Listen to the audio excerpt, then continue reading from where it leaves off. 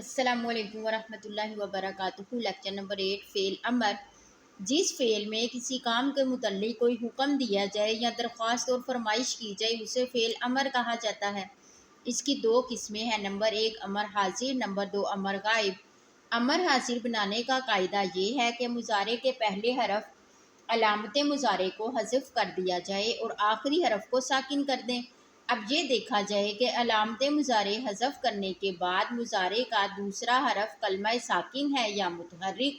اگر متحرک ہے تو ویسے ہی رہنے دیں، یہی فعل امر کا صیغہ ہوگا۔ جیسے وعدہ کا مضارع یعیدو ہے، علامت مضارع یا کو حذف کرنے اور آخری کو جزم دینے سے عید وعدہ کر بنتا ہے، یہی فعل امر ہے۔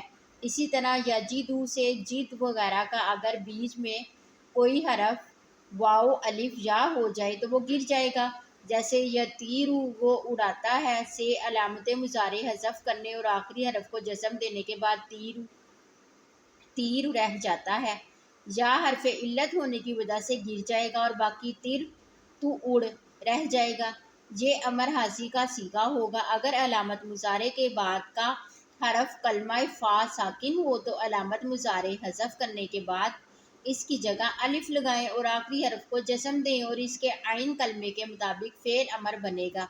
جیسے ینصرو سے انصر مدد کر، عین کلمہ صاد پر پیش ہونے کی وجہ سے الف پر پیش دی گئی، اور اگر عین کلمے پر زبر یا زیر ہو تو الف کے نیچے دونوں صورتوں میں زیر دینے سے فعل امر بنے گا۔ جیسے تسمعو سے اسمع اور تضربو سے اضرب۔